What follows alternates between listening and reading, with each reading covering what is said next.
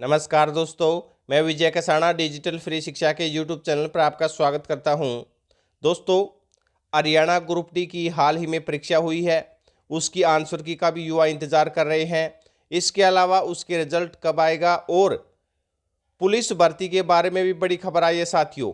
CMO से permission मिल गई है, विस्तार से चर्चा करेंगे। इसके अलावा पेपर लीक को लेकर चेयरमैन साहब ने क्या खुलासा किया है, ये जानना भी आपके लिए बेहद ज़रूरी है। तो चलिए साथियों, विस्तार से चर्चा करते हैं। उससे पहले देख लीजिए, मेरिट वालों की वेरिफिकेशन विभागों से कराने की तैयारी, जल्द जारी हो गया आंसर की। यानी कि साथियों, आंसर की को लेकर जो अपडेट कल शाम को आ रहा था वो हमने आप तक शेयर कर दिया। अब साथियों, आंसर की क्यों नहीं आई है वो भी इस वीडियो में दिखाएंगे, क्या कहा गया है एचएससी की तरफ से। लेकिन साथियों, फिलहाल जो प्रक्रिया हो ये देखिए, नवंबर में भर्ती प्रक्रिया पूरी करने की योजना है हरियाणा कर्मचारी चयन आयोग की। आयोग के सूत्रों का कहना है कि नेशनल टेस्टिंग एजेंसी की ओर से रिजल्ट जारी होने के बाद मेरिट में आए परीक्षार्थियों की संबंधित विभाग फिजिकल वेरिफिकेशन करेंगे।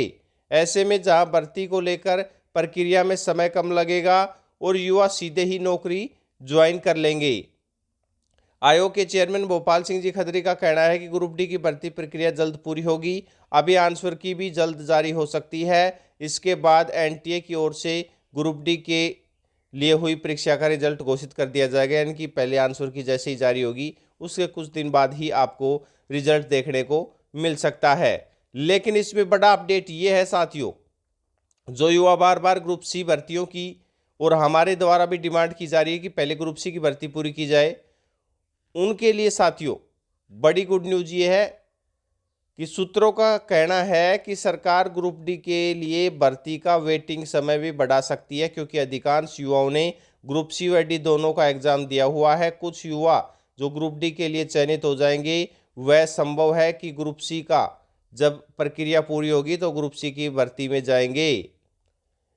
तो कुछ युवा ग्रुप डी का पद छोड़कर ग्रुप सी की पोस्ट पर ज्वाइन करेंगे। ऐसे में संभावना यह है कि ग्रुप डी में वेटिंग वालों को भर्ती किया जाएगा। वेटिंग का समय सरकार की ओर से बढ़ाया भी जा सकता है। हालांकि अभी इस मामले में कोई निर्णय नहीं लिया गया है, लेकिन न्यूज़ निकल के आ रही है कि ऐसा निर्णय लिया जा सकता है। और साथियों, पेपर लीक वाली घटना भी आपको दिखाएंगे, पहले ये देख लीजिए। पुलिस भर्ती में हरियाणा से जुड़े 20% पूछे जाएंगे। साथियों, 20% या 20% हम कह सकते हैं, और इसमें मामला गृह मंत्री अनिल विज जी ने इसकी सिफारिश की थी और ये अब सीएमओ से मंजूर हो चुका है। अब जब भी कैबिनेट मीटिंग होगी, कैबिनेट मीटिंग में पास होते ही ये साथियों प्रोसेस है वो आगे बढ़ जाएगा और जल्दी ही भर्ती का नोटिफिकेशन देखने को मिलेगा। लेकिन उससे पहले ये देखिए, अगली कैबिनेट बैठक में इस प्रस्ताव को रखा जाएगा। यानी कि इस प्रस्ताव को दोबारा रखा जाएगा, उसके बाद ये जो परमिशन मिलेगी। सीएम ने विज की सिफारिश मान ली है। अब साथियों, मुख्य मुद्दे पर चलते हैं। ये देखिए, आयोग का दावा, ग्रुप डी का पेपर नहीं हुआ लीक, निर्धारित समय पर जारी होगा परिणाम। यानी कि परिणाम तय समय पर जारी होगा और पेपर लीक नहीं हुआ है। चेयरमैन साहब ने क्या कहा साथियों, देखना आपके लिए बेहद ज़रूरी है, क्योंकि आपको पता है ग्रुप डी का एग्जाम शांतिप्रिय तरीके से हुआ है। ये देखिए, आयोग का दावा है कि पेपर लीक नहीं हुआ है। यह आयोग और परीक्षा को बदनाम करने की साजिश है। तय समय में परीक्षा परिणाम जारी किया जाएगा। यानी कि साथियों, जो एसएससी की तरफ से दावा किया गया है कि ग्रुप डी का पेपर लीक होने की आशंका झूठी है। माफिया के सदस्यों के पास न तो कोई प्रश्न पत्र मिला है और न ही कोई ऐसी जानकारी जिससे कि उनके पास कोई पेपर हो। उन्होंने कहा है कि कुछ लोग भर्ती को सिरे से नहीं चढ़ने देना चाहते, इसलिए इस प्रकार की साजिश रच रहे हैं कि किसी भी तरीके से जो भी फिलहाल इस भर्ती के ऊपर रोक लगाई जाए, यानी कि ये भर्ती कंप्लीट ना हो, ये युवाओं को साथियों भर्ती में ज्वाइनिंग ना करने का या पेपर रद्द करने का जो भी दबाव बनाने की कोशिश की जा रही है, ये आयोग की प्रति साजिश नजर आ रही है साथियों। ये बात आयोग का कहना है।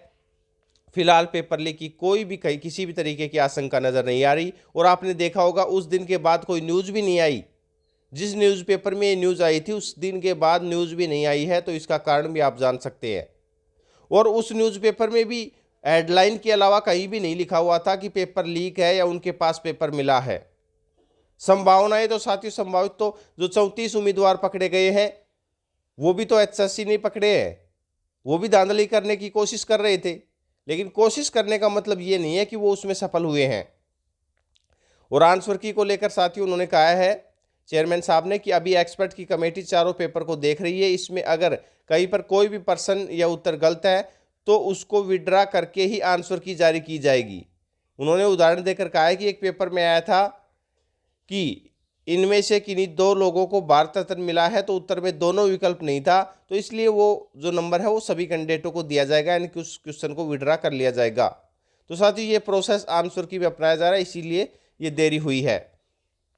आपको अगर और किसी भी भर्ती से रिलेटेड जानकारी चाहिए तो आप चैनल के साथ बने रहें। अपना कीमती समय देने के लिए बहुत बहुत धन्यवाद।